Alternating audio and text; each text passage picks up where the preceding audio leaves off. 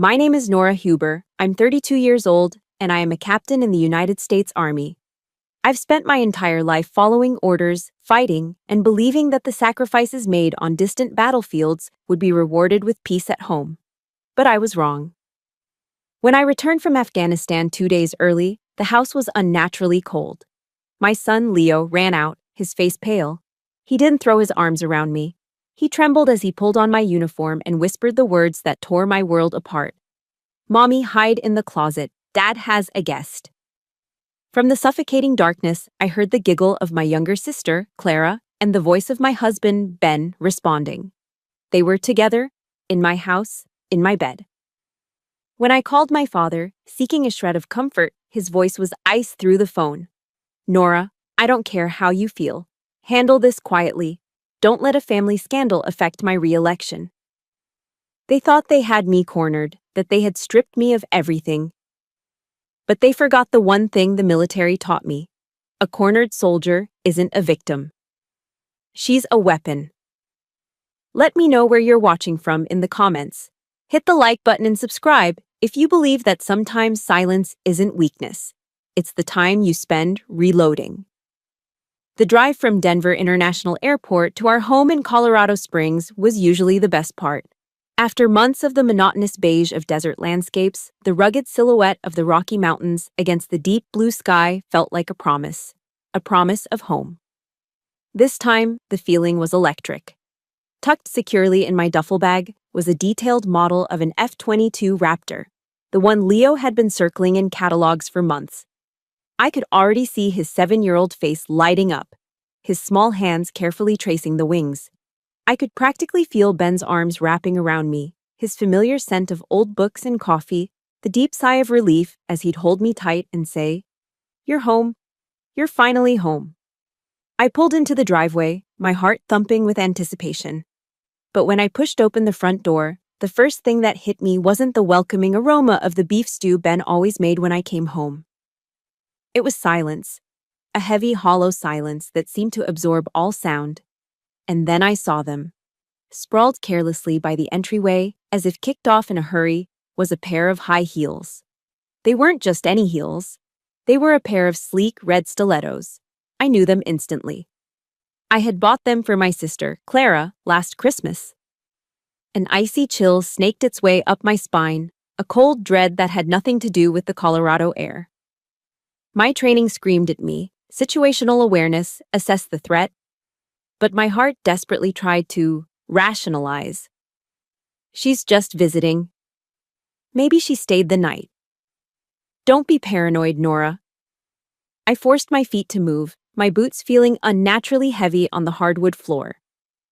Then, Leo appeared at the top of the stairs, and the last of my fragile hope shattered. His eyes were wide, two pools of panic in his pale face. He didn't run to me. He didn't shout, "Mommy!" He crept down the stairs, his movements furtive, and grabbed the sleeve of my fatigues. His small hand was trembling. He looked past me, toward the closed bedroom door at the end of the hall, and then back up at me. His whisper was a death sentence.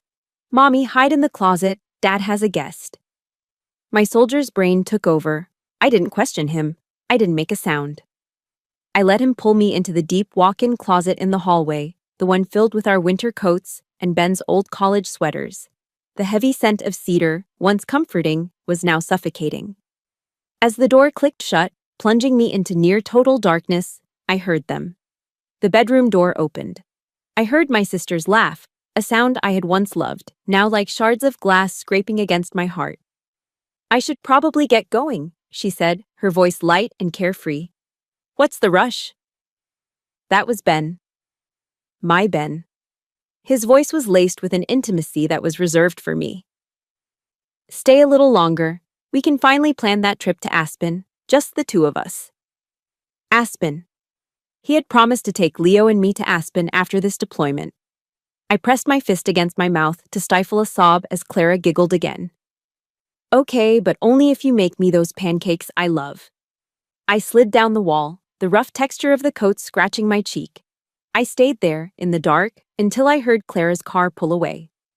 I quietly let myself out, found Leo still huddled on the stairs, and took his hand.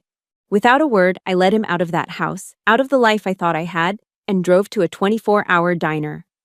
Under the harsh fluorescent lights, with Leo quietly eating a stack of chocolate chip pancakes, I called my father. I didn't want the senator. I needed my dad. I needed to hear his voice, strong and reassuring, telling me he would handle it, that he was on my side. His voice came through the line, clipped and impatient. "Nora, what is it? I'm in the middle of a fundraiser." Tears I hadn't allowed myself to cry started to well up. "Dad, it's Ben and Clara. They're—" He cut me off. His tone dropped, becoming as cold and hard as granite. "Nora, I don't care how you feel. Do not make a scene. Ben Carter is a respected military history professor. Clara, she's just being flighty. You are an officer in the United States Army. Start acting like one. Handle this quietly. We'll arrange for a discreet divorce. I have lawyers for this. Just make sure this does not hit the papers." The line went dead. The dial tone that followed was a sound more final and more brutal than any explosion I had ever heard on the battlefield. It was the sound of being utterly and completely alone. My tears dried instantly, replaced by a chilling clarity. I paid the bill, drove a sleeping Leo back, and carried him inside, putting him to bed in his room. Then I walked into the living room, where Ben and Clara were now sitting on the couch, watching TV as if nothing had happened. They looked up, their faces a mixture of shock and guilt. Before I could speak, Ben stood up, his expression hardening into one of righteous indignation. "Where have you been? You can't just disappear." "See, this is the problem, Nora. You're always gone. You chose the army. You didn't choose this family." Clara just started to cry. Those practiced pretty tears she always used to get her way. "I'm so sorry, Nora," she whimpered. "I didn't mean for it to happen." As if betrayal was a clumsy accident, like spilling a glass of wine. I looked at them. The man I had married, the father of my child, the sister I had grown up with, the one I had protected. They were my entire world, and in that moment, I felt nothing but a profound, sickening disgust. I knew I had to leave. Not because I was weak or broken, but because I couldn't breathe the same air as them anymore. As I walked out of that house for the last time, one question echoed in the sudden, vast emptiness of my mind. How did it all come to this? It didn't start tonight. No. The crack that shattered my world had been forming for a very long time, etched into the cold marble hallways of our house in Georgetown. That house in Washington, D.C. was less of a home and more of a museum dedicated to the political legacy of the Huber family. Every surface gleamed with lemon polish, every portrait was perfectly hung, and the air was thick with the scent of old paper and ambition. There was a suffocating perfection to it, a silence that was only ever broken by the measured tones of political discussion. Dinner was served precisely at 7 o'clock every evening. The conversations were never about school, or friends, or dreams. They were about Senate bills, voting blocks, and fundraising strategies. My father, Senator Richard Huber, presided over the table like a king holding court. It was at that dinner table that I learned my place. My younger sister, Clara, was the family's designated artist, the free spirit. She could doodle on the fine linen napkins with a fork, and my father would chuckle, calling it a burst of creativity. He saw her carelessness as a sign of an unburdened, artistic soul. But if I, in a moment of distraction, accidentally spilled a single drop of water, his gaze would sharpen, his voice would drop, and the verdict would be delivered with chilling finality. A Huber is never careless, Nora. The contrast taught me the first and most fundamental lesson of my childhood. My father's love was conditional, and I, for some reason, did not meet the conditions. Clara was loved for who she was. I was scrutinized for what I did. She was a work of art to be admired. I was a soldier in training, expected to be flawless. The lesson was driven home on my 10th birthday. I had saved my allowance for 2 months to buy him the perfect gift. I'd noticed he always signed legislation with a specific brand of fountain pen, a cross, with a heavy silver casing. I found one just like it, wrapped it myself in gold paper, and waited with a knot of hopeful anxiety in my stomach. When he opened it, his reaction was a polite, empty void. He glanced at the pen, set it aside on the table, and said, "Thank you, Nora." His eyes already scanning the room for his next conversation. He never looked at me. A few minutes later, Clara presented her gift. It was a crayon drawing, a child's clumsy sketch of the U.S. Capitol building with a lopsided dome. My father's face lit up. He beamed, enveloped her in a hug, and boomed for all the guests to hear. "Magnificent. Now this. This is a gift from the heart." Before the night was over, he had given the drawing to his aide with instructions to have it professionally framed and hung in his private study. My cross pen remained in his desk drawer, untouched, forever. It became a silent, silver monument to my inadequacy. The only person who truly saw me, the real me, was my grandfather. He was a retired Marine Corps colonel, a veteran of Vietnam, with kind laugh lines around his eyes and hands as rough and steady as old leather. During my father's endless political parties, Grandpa would find me and lead me out to the back porch, away from the smoke-filled rooms and false smiles. He didn't talk about bills or elections. He told me stories about the brotherhood he found in the humid jungles of a country half a world away, about honor that wasn't for show, but was something you carried inside you. On my 15th birthday, he pressed something small and cool into my hand. It was his old military-issue compass, its brass casing worn smooth with time. "Your father's world has many directions, Nora," he said, his voice a low, comforting rumble. "Ambition, power, reputation, they all pull you different ways. But there is only one true north. When you're lost, you trust this." He tapped the glass face of the compass, not the maps other people draw for you. In that moment, holding that compass, I felt a sense of worth that had nothing to do with perfect grades or flawless behavior. It was the first time I felt I was enough, just as I was. That compass gave me the courage for my first real act of rebellion, applying to West Point. It wasn't just about a career, it was an escape. It was a world built on merit, discipline, and a code of honor my grandfather would understand. When the thick acceptance letter arrived, my heart hammered against my ribs. This wasn't a gift for someone else. This was mine, a victory I'd earned in silence through endless hours of studying and training. With trembling hands, I brought the letter to my father in the living room. I held it out to him, a desperate, foolish part of me still hoping for a glimmer of pride in his eyes. He took it, read it with an unreadable expression, and then placed it down on the mahogany coffee table between us. He looked at me, not with pride, but with a cold assessment. "Fine," he said, his voice flat. "At least the military might teach you the discipline I couldn't. Go, and try not to tarnish the Huber name." No congratulations, no hug. Not even a simple, "well done." Just a warning. In his eyes, my greatest achievement was simply another chance for me to fail him, to stain the perfect, polished reputation of his name. I stood there, the acceptance letter lying on the table like an indictment, and I understood. The crack in my world didn't start the night my husband betrayed me. It had been there all along. That compass became my most prized possession. It was a reminder that my worth wasn't determined by my father's approval. If you believe that a person's true worth comes from their character, not from the approval of others, please support this story with a like and comment with the word compass below. The first day at West Point, they shaved my head. As my long brown hair fell to the floor in clumps, I felt a strange sense of liberation. I wasn't the senator's daughter anymore. I was just another cadet, another shaved head in a sea of gray uniforms. I had thought that would be enough. I was wrong. West Point was nothing like I had imagined. It was a crucible designed to melt you down and forge you into something new. And it was far more unforgiving than my father's cold expectations. The physical toll was immense. 20-mile ruck marches with a 60-pound pack that dug into my shoulders until they were raw. Lungs burning for air on 5-mile runs before the sun was even up. The mental exhaustion was worse. Sleepless nights spent memorizing military history and tactical formations until the words blurred together on the page. And the constant, unrelenting chorus of drill instructors shouting, their voices stripping away every last shred of your civilian identity. The name Huber didn't protect me. It made me a target. Within the first week, I was christened with a nickname, the Senate Princess.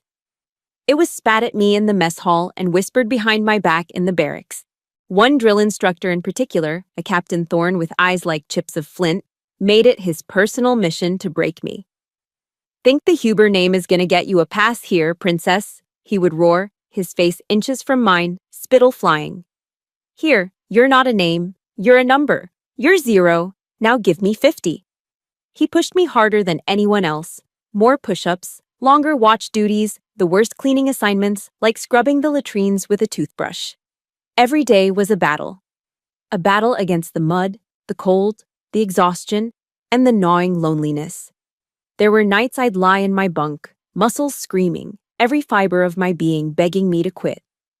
I'd stare at the ceiling, wondering if my father had been right, if I was just tarnishing the family name. It was in one of those darkest moments that I found an unexpected ally.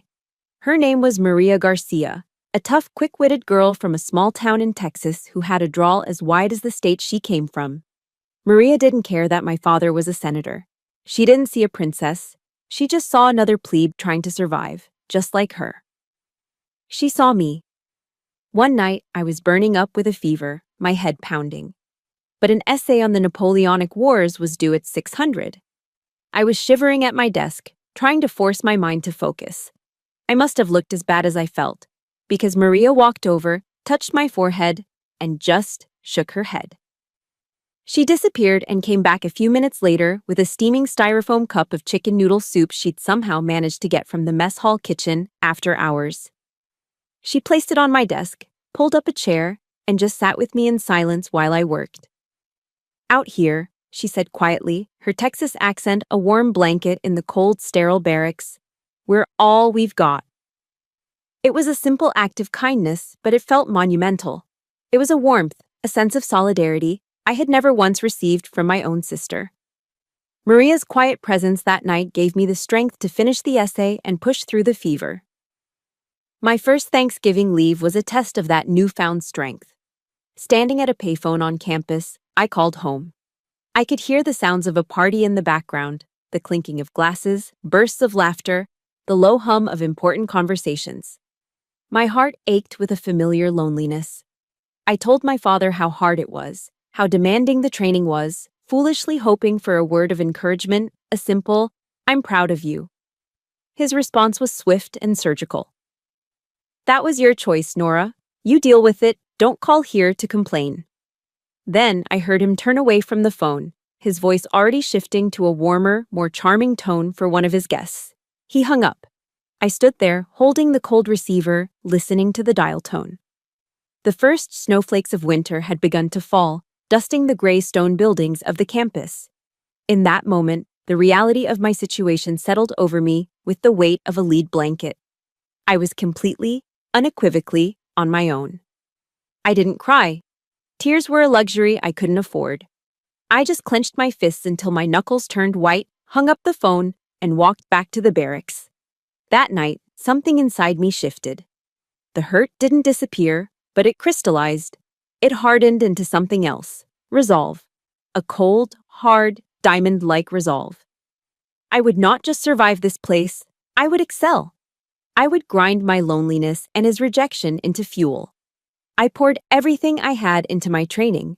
I spent extra hours at the shooting range until I could field strip and reassemble my rifle in the dark.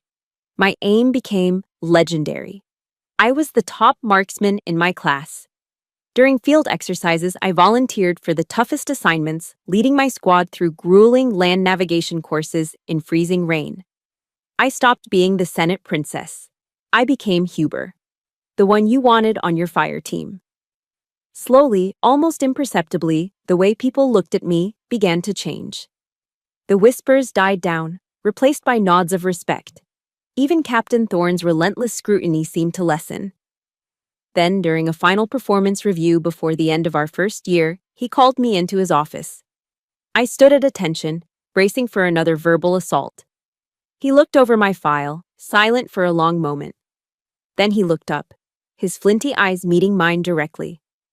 "Huber," he said, his voice quiet, devoid of its usual roar. "You are not the best soldier in this class because you are a senator's daughter. You are the best soldier in this class in spite of being his daughter." It wasn't a compliment shouted on a parade ground. It was a quiet, grudging admission delivered in a sterile office.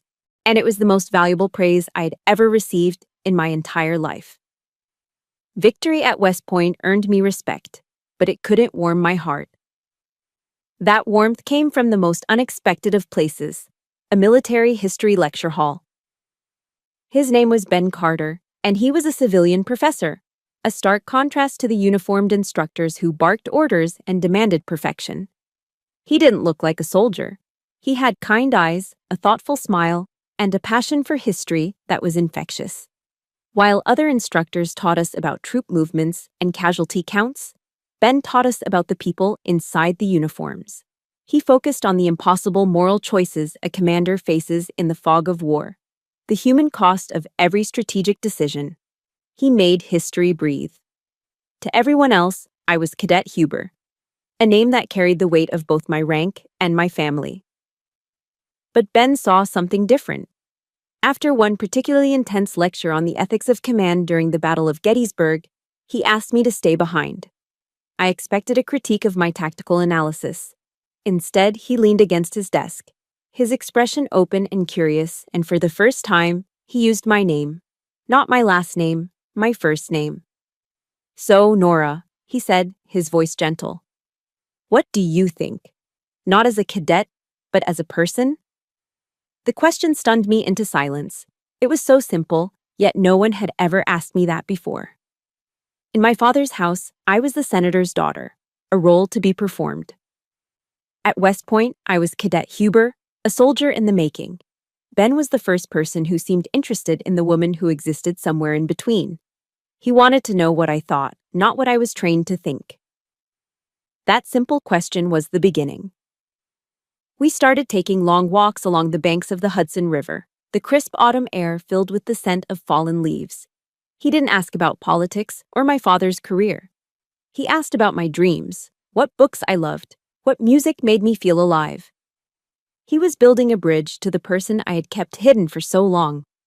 On one of those walks, a gust of wind blowing through the valley, he noticed the old brass compass I always carried, attached to my pack. Unlike others who might have dismissed it as an old trinket, Ben's eyes lit up with genuine interest. "That's a beautiful piece," he said. "Does it have a story?" Hesitantly, I told him about my grandfather. I told him about the cold marble house in Georgetown and the one man who had offered me unconditional warmth. I told him about True North. Ben listened, his gaze never leaving my face. He didn't interrupt, didn't offer platitudes. He just listened. When I finished, a lump forming in my throat, he said something I will never forget. "Your grandfather gave you an invaluable gift," he said softly. "A moral compass. That's more important than any medal, Nora." He saw it. He understood. He looked past the soldier, past the Huber name, and saw the 15-year-old girl on the porch who just wanted to be seen. In that moment, I felt a lifetime of defenses begin to crumble. Bringing him home for Thanksgiving was, predictably, a disaster. The Georgetown house was in full political schmoozing mode. My father treated Ben with a polite, condescending air that was more insulting than outright hostility. "Teaching history, you say?" he commented, swirling the wine in his glass. "Must be a stable profession." He said the word stable as if it were a synonym for unambitious. Clara, meanwhile, flitted around Ben, laughing too loudly at his jokes, finding excuses to touch his arm. I felt that old, familiar rage simmering just beneath the surface, the feeling of being invisible in my own home. The drive back to West Point was quiet and tense. I was waiting for him to comment, to criticize, to say anything that would confirm my deepest fear, that my family was a burden no one would want to take on.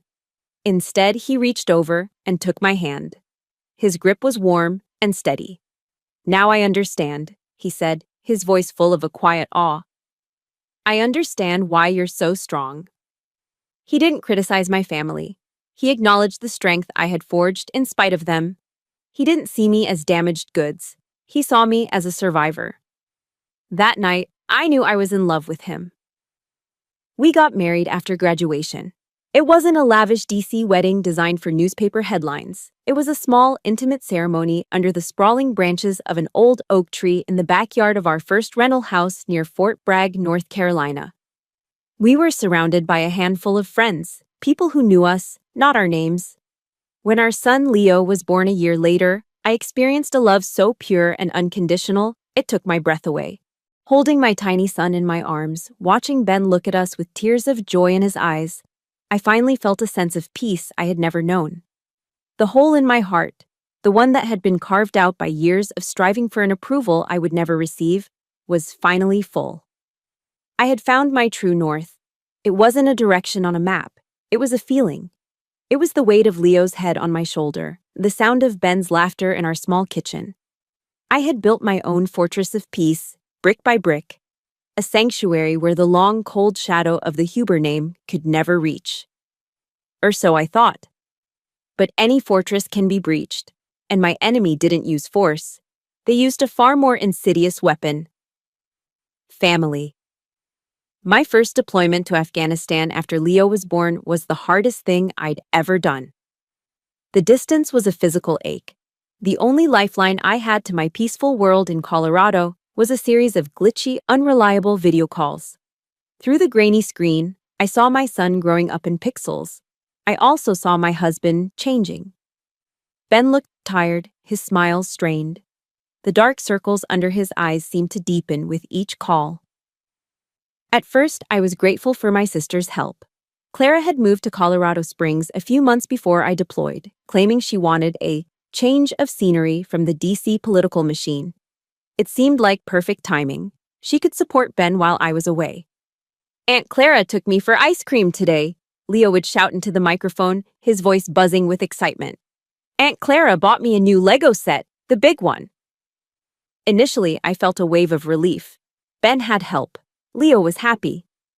But as the weeks turned into months, a subtle disquiet began to creep in. The name Clara started appearing in Leo's stories more often than the word dad. She was the one taking him to the park, the one helping with his homework, the one tucking him in at night. I tried to brush it off as gratitude, but a small, cold knot of anxiety began to form in my stomach. It was a soldier's instinct, a quiet alarm bell warning me that the perimeter had been breached. The feeling intensified when I came home for a short 2-week leave. The moment I walked through the door, I knew something was off. The air smelled different. My favorite scented candles, a calming lavender and chamomile blend, had been replaced with a cloyingly sweet gardenia scent that I'd always hated. It was Clara's favorite. On the front porch, the Welcome Home Soldier doormat I'd bought at a small shop near Fort Bragg was gone, replaced by a garish floral one. They were small things, almost too petty to mention. But they were my things, my choices, my home. When I asked Ben about it, he just shrugged, avoiding my eyes. "Oh, Clara thought the other one was getting worn out. She thought this one was more cheerful. Don't be so sensitive, Nora. Don't be so sensitive." The words hit me like a physical slap. They were the exact same words my father had used my entire life to dismiss my feelings, to make me feel like my reactions were the problem, not the offense itself. To hear them from Ben, my Ben, the one person who was supposed to be my sanctuary from that world. It was a betrayal that cut deeper than I wanted to admit. I started listening to talks by Brené Brown during my downtime in Afghanistan, trying to understand the dynamics of trust and vulnerability. She taught that trust is built in the small moments, the sliding door moments where someone chooses to turn towards you instead of away. Ben was turning away. But Brown also taught that vulnerability is the price of courage, so I told myself I needed to trust him. I pushed my doubts down, blaming them on the distance and the stress of deployment. My birthday came and went while I was overseas. A week later, a package arrived for me in the mail. It was from Clara. I opened it, a flicker of hope warring with my apprehension. Inside was a set of expensive silk pajamas. They were beautiful, but as I held them up, a cold feeling washed over me. They were a size small. I hadn't been a size small since before Leo was born. Tucked inside was a handwritten card, but it wasn't addressed to me. It read, "To Ben, help my sister feel like a woman again after all those dry months in the desert. Love, Clara. I dropped the silk pajamas as if they were on fire. The humiliation was so intense it made me feel sick to my stomach. This wasn't a gift. It was a power play. A cruel, deliberate message telling me that she was there, in my home, taking care of my husband, reminding him of the femininity I'd supposedly left behind in the dust of Afghanistan. It was a territorial marking, disguised as a birthday present. When I confronted Ben about it during our next call, my voice shaking with fury, he sighed with exasperation. "Oh, come on, Nora. You know how Clara is. She's just thoughtless. She didn't mean anything by it." He was defending her. He was making excuses for an act of calculated cruelty. His refusal to see it, to stand up for me, was a glaring red flag I could no longer ignore. The final straw came a month before I was scheduled to return home. I was doing our monthly budget online, paying bills from half a world away, when I saw it. A $5,000 transfer from our joint savings account. I didn't recognize the recipient. My blood ran cold. I called Ben immediately. He was defensive from the start. "What's the big deal?" he asked, his voice strained. "The big deal, Ben, is that $5,000 is missing from our savings. Who did you send it to?" There was a long pause, and then he admitted it. "I loaned it to Clara. She wants to invest in a new art gallery. It's a great opportunity for her." He had given my sister $5,000 of our money we were saving for a down payment on a permanent home, without consulting me, without even mentioning it. "That's my money too, Ben," I said, my voice dangerously quiet. "And that's my sister. Why would you do that without talking to me?" His reply sealed the crack in my trust, turning it into a chasm. "Why do you always have to make things so difficult, Nora? It's just money. She's your sister, for God's sake. You're being selfish and petty." He gaslighted me. He twisted it until I was the villain, the cold, unfeeling, selfish wife who didn't support her own family. I said nothing. I just ended the call. I sat in the dark of my barracks, the hum of the base generator a lonely sound in the Afghan night. The fortress I thought I had built, the one made of love and trust, was being dismantled from the inside out.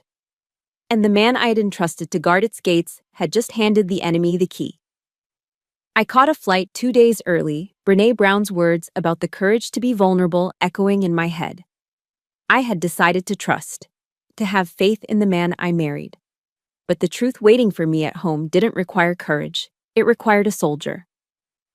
The plastic F-22 Raptor in my duffel bag felt impossibly heavy as I walked up to the front door. It was unlocked. Strange. My training screamed a single word: wrong. I pushed the door open. A dead, unnatural silence greeted me. Then the smell hit me. Clara's perfume. A cloying, overpowering tuberose scent I'd always hated. It was clinging to the air, an invisible invader in my home. My eyes scanned the living room, my heart starting to hammer against my ribs, not with joy, but with a primal red alert.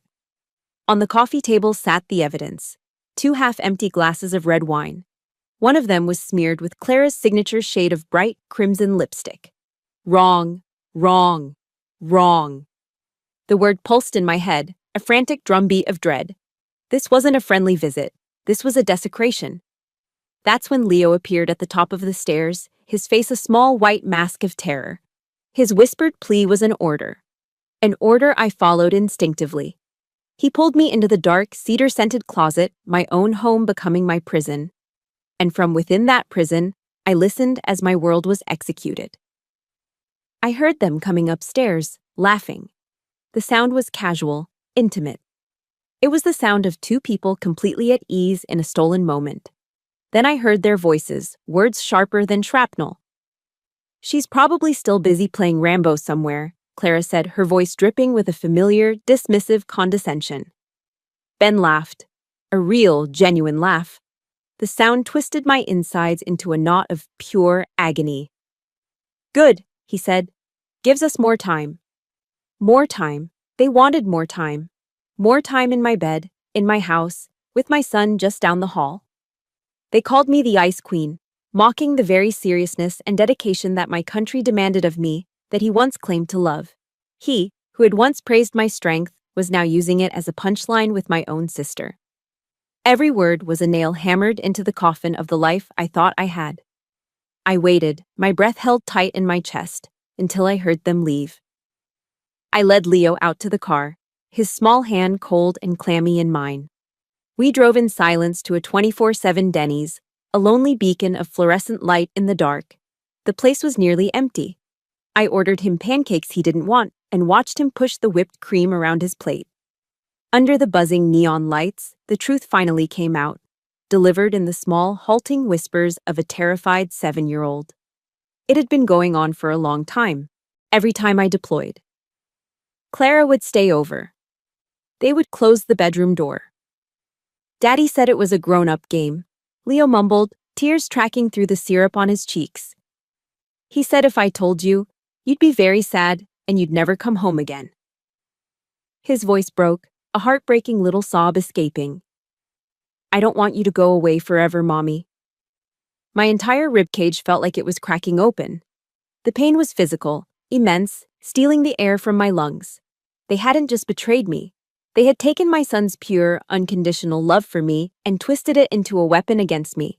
They had made my own child a hostage, forcing him to carry the toxic secret of their affair to protect me from a pain they were actively inflicting.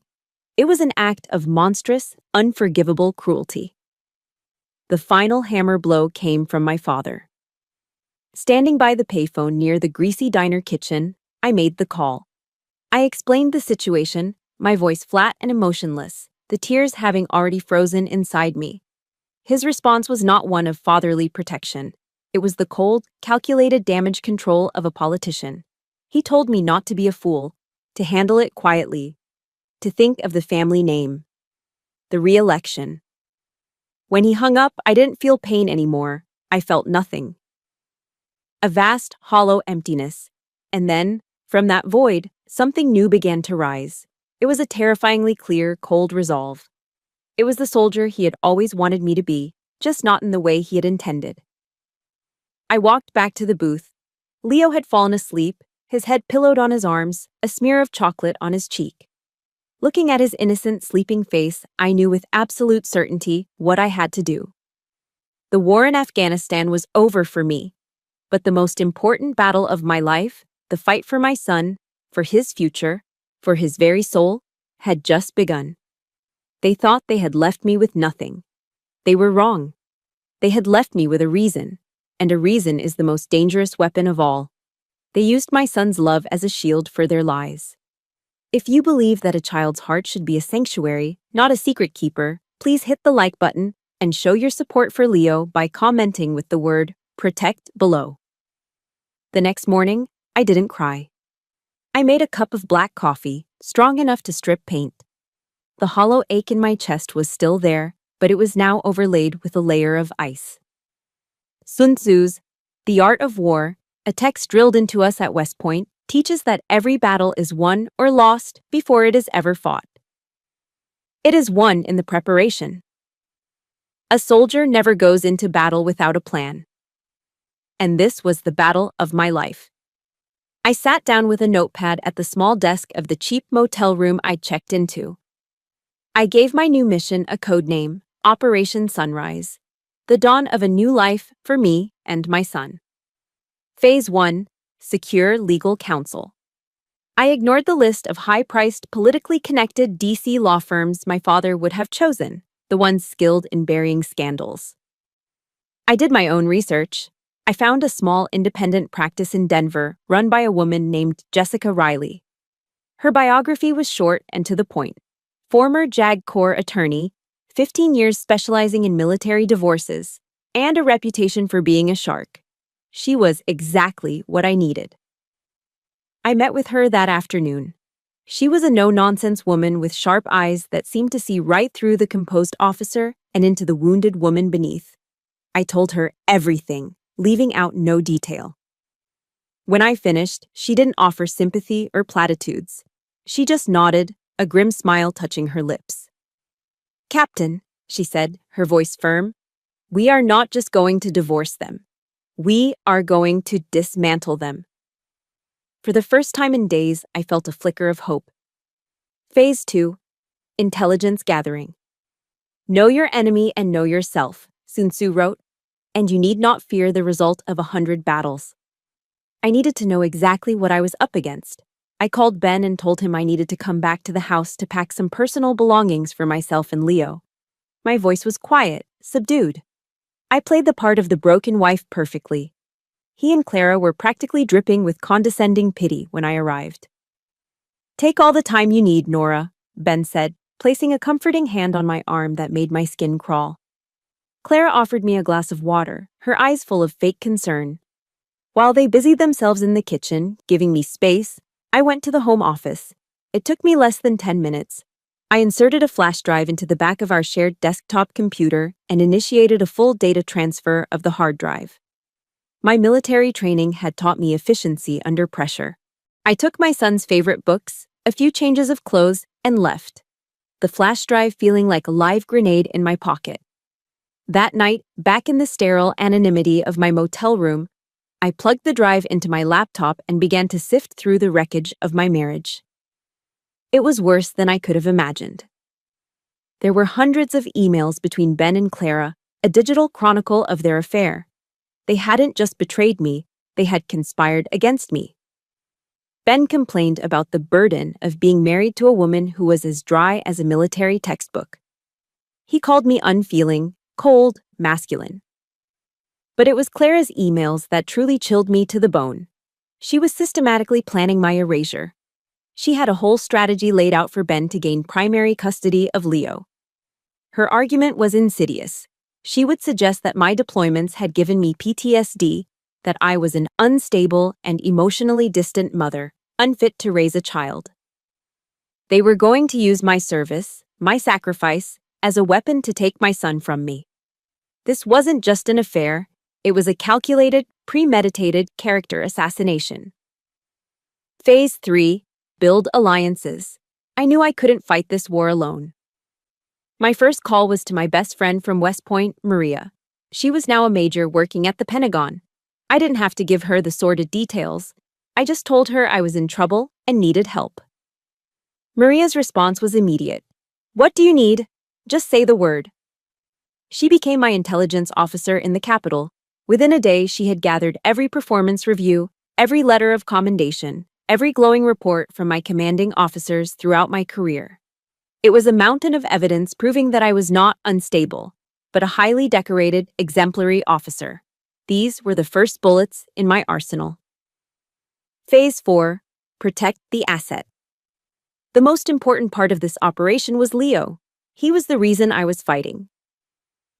I took him to see a child psychologist, a kind woman with a gentle voice and a warm office filled with toys.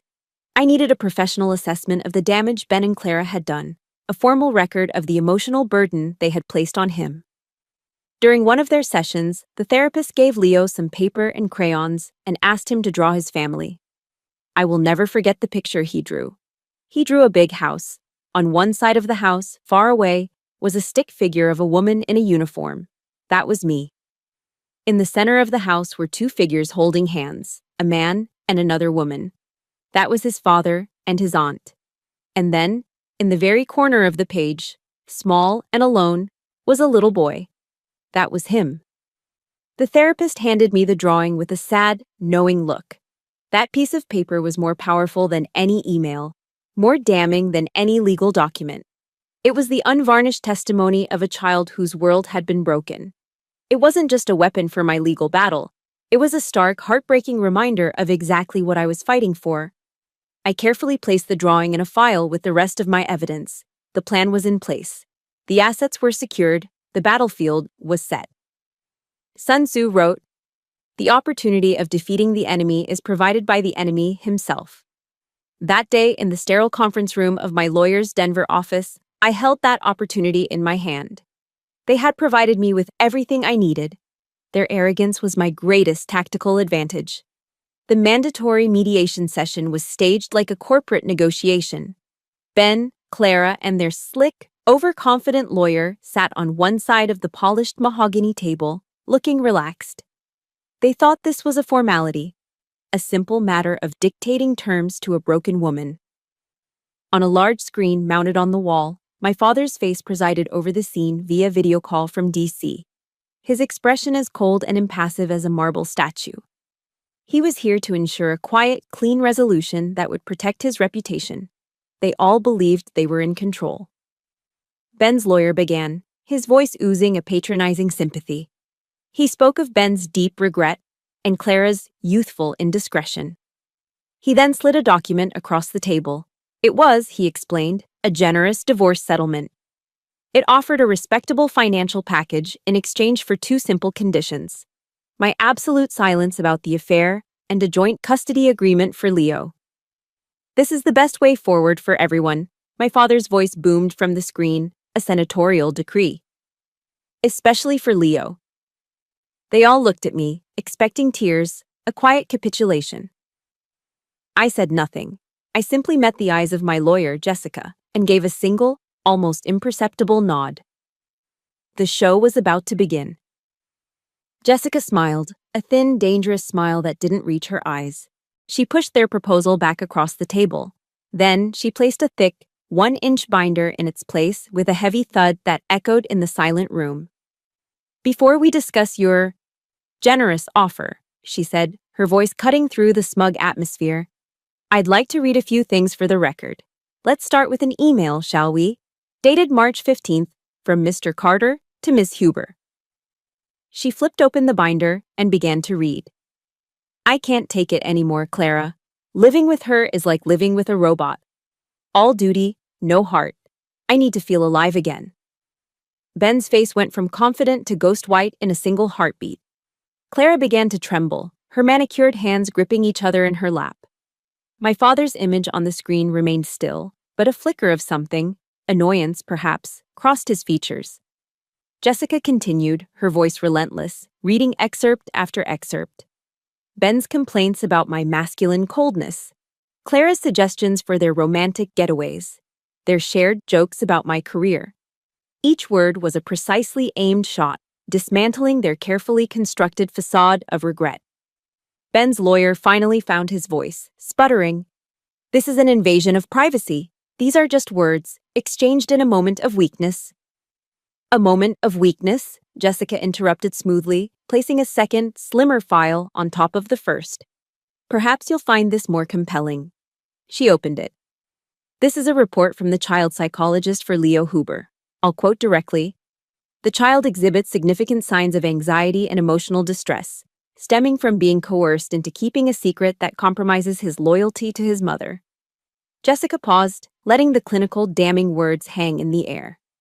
Then she held up a laminated copy of Leo's crayon drawing. The stick figure of me, far away. The little boy, alone in the corner. The silence in the room was absolute, thick and suffocating. Clara finally broke it with a choked, hysterical sob. Ben stared at the drawing, his mouth hanging open, all the color drained from his face. He looked utterly defeated. This was my cue. I had been silent the entire time, a spectator at my own execution turned resurrection. Now, I spoke for the first time. My voice was calm, level, and as cold as the ice in my heart. And finally, I said, my eyes fixed directly on the camera, on the face of the man on the screen. For the senator. Jessica slid a small digital audio recorder and a single sheet of paper across the table to Ben's lawyer. That is a copy of the phone call between my client and Senator Huber on the night she discovered the affair, she stated. And this, she tapped the paper, is our counteroffer. I leaned forward, my voice never rising, every word a deliberate final blow. You have 10 minutes to sign that agreement. It grants me sole and full custody of my son. It waives any and all alimony or child support from me to Ben. And it includes a restraining order, legally barring Clara Huber from coming within 500 yards of my son. If that document is not signed and dated in the next 10 minutes, I paused, letting the weight of my ultimatum sink in. Then the recording you're holding, along with the complete email chains and the psychologist's report, will be accidentally leaked to every major news outlet in Washington. Your choice. The game was over. My father stared at me from the screen. He didn't speak. He didn't move. The look in his eyes was one I had never seen before. It wasn't the look of a disappointed father or an angry patriarch. It was the look of a political rival who had just been checkmated, outmaneuvered by an opponent he had fatally underestimated. He gave a single, sharp nod to Ben's lawyer. Checkmate. When the conference room door closed, the adrenaline vanished, and for the first time in days, I felt the full weight of everything. I didn't feel like a victor. I just felt exhausted. The kind of bone-deep exhaustion that follows a long and brutal campaign. The war was over, but now I had to navigate the ruins. Leo and I moved into a small 2-bedroom apartment in a quiet neighborhood of Colorado Springs. The first few days passed in a strange, unfamiliar quiet. There were no tense phone calls, no toxic emails waiting in my inbox, no feeling of walking on eggshells. There was just the gentle rhythm of a new life. Just the two of us. The silence I'd once feared in my empty house was now a source of peace. We spent our time doing the most wonderfully ordinary things. We sat on the floor together, meticulously assembling the Lego sets Leo had received, but never had the heart to build. We read stacks of books from the local library, his small voice sounding out the words as he sat tucked beside me on the couch. We baked chocolate chip cookies, filling our small apartment with the warm, sweet smell of something new and good. In the quiet simplicity of those moments, I started to feel myself breathe again. I was learning that setting a boundary isn't just about keeping the bad out, it's about creating a safe space to let the good in. About a week after the mediation, a letter arrived. The handwriting on the envelope was Ben's. I hesitated, my hand hovering over the trash can. A part of me wanted to just throw it away, unopened. But another part, the part that needed closure, needed to see it through to the very end. I tore it open. The letter was not an apology. It was a final, desperate act of manipulation. He wrote that I had used our son as a weapon. He called me a cold, calculating machine, a woman incapable of forgiveness or grace. He ended with a pathetic, venomous prophecy that I would live a lonely, bitter life, having destroyed everything good we ever had. I finished reading and folded the letter neatly. I didn't feel anger. I didn't feel pain. I felt a profound sense of pity. After everything, he still didn't get it. He couldn't see his own role in the destruction. I took the letter and a metal mixing bowl out to the small concrete patio behind our apartment. With a lighter, I set one corner of the paper on fire. I watched as the flames consumed his words, turning his accusations and deflections into gray, weightless ash. As the last embers died out, a final heavy chain I didn't even know I was still carrying seemed to fall away. That week, I started reading the Stoic philosophers Marcus Aurelius, Seneca. Their words resonated with the soldier in me. The idea of focusing only on what you can control, your own actions, your own integrity, your own responses, and letting go of what you cannot, the opinions and actions of others. Ben's letter was something I couldn't control. Burning it was something I could. The phone call from my mother came a few days later. It was the first time we'd spoken in months. Her voice was thin and trembling, laced with tears. She told me my father was furious, that he wasn't speaking to her, that Clara was a wreck, having a complete nervous breakdown.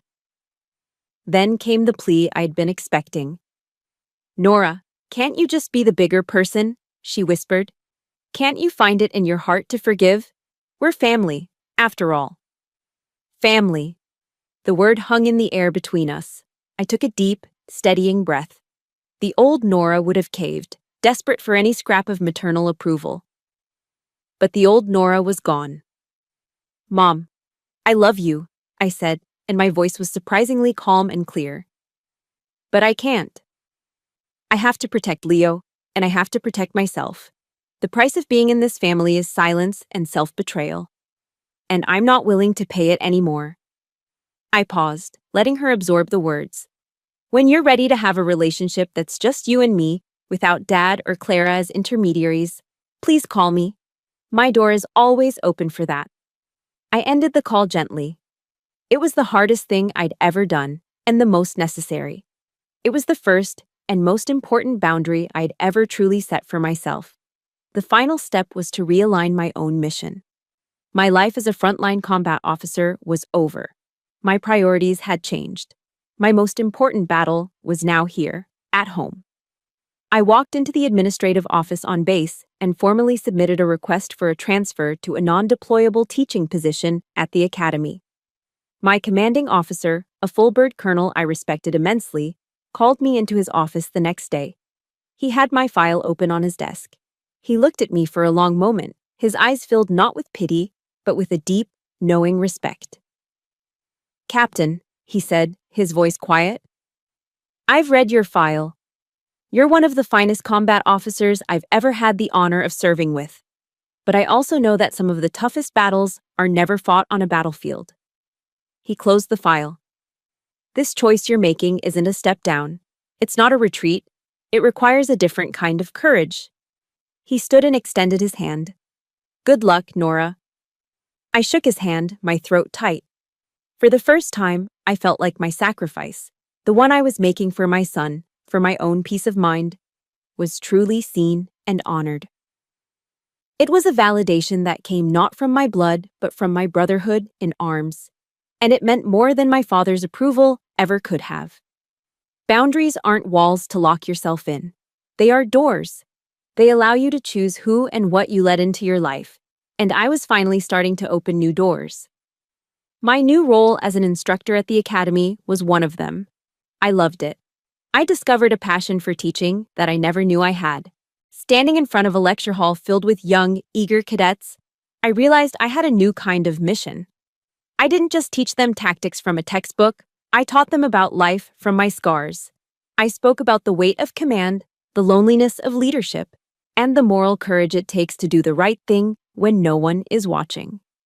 I told them about fear, about mistakes, and about the profound importance of compassion on the battlefield.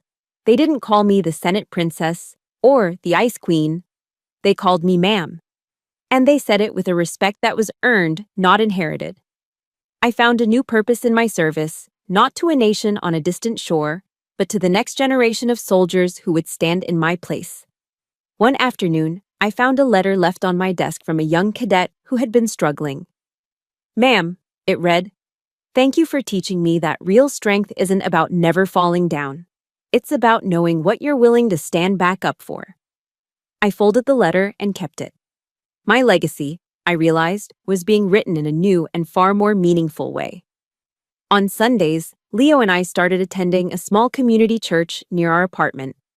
I wasn't particularly religious, but I found a quiet comfort in the old wooden pews and the sense of shared peace. One week, the pastor quoted from the Psalms, "Be still and know that I am God."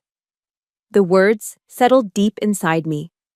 After a lifetime of fighting, for approval, for respect, for survival, I was finally learning to be still, to accept the things I couldn't change, and to find faith in my own journey. The true healing, the moment when all the broken pieces of my past finally clicked into place, happened on a sunny autumn afternoon at Leo's elementary school. It was career day, and parents were invited to speak about their jobs. When it was Leo's turn to introduce me, he stood up straight and tall in front of his second-grade class, his small chest puffed out with pride. His teacher asked, "Leo, can you tell us what your mom does?" Leo looked at me, his eyes shining, and he said the words that healed every wound I had ever carried. "My mom is a soldier," he said, his voice clear and proud. "She used to fight in faraway places, but now she's home, fighting for me." Time seemed to stop. The world narrowed to the sight of my son's proud, smiling face. He didn't see a broken woman or a failed wife. He saw his protector, his hero.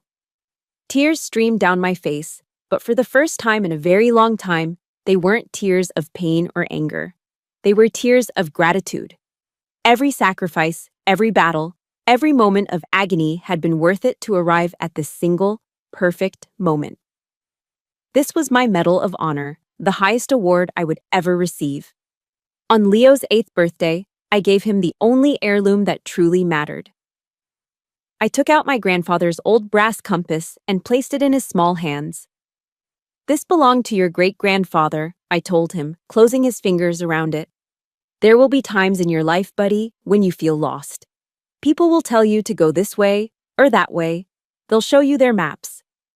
I looked him right in the eye. But you have to remember, there's only one true north. It's in here. I tapped his chest, right over his heart. Trust this. Trust your heart. It will never lead you wrong. He held the compass as if it were the most precious treasure in the world, his eyes wide with understanding. And I knew. I knew that the true legacy of my family, the legacy of courage, integrity, and honor passed down from my grandfather, would not die with me. It would live on. The story ends on a cold, clear morning before dawn. Leo and I made the journey together, hiking up to the summit of Pikes Peak to watch the sunrise. We sat huddled together in a thick blanket, sipping hot chocolate from a thermos, as the sky began to lighten.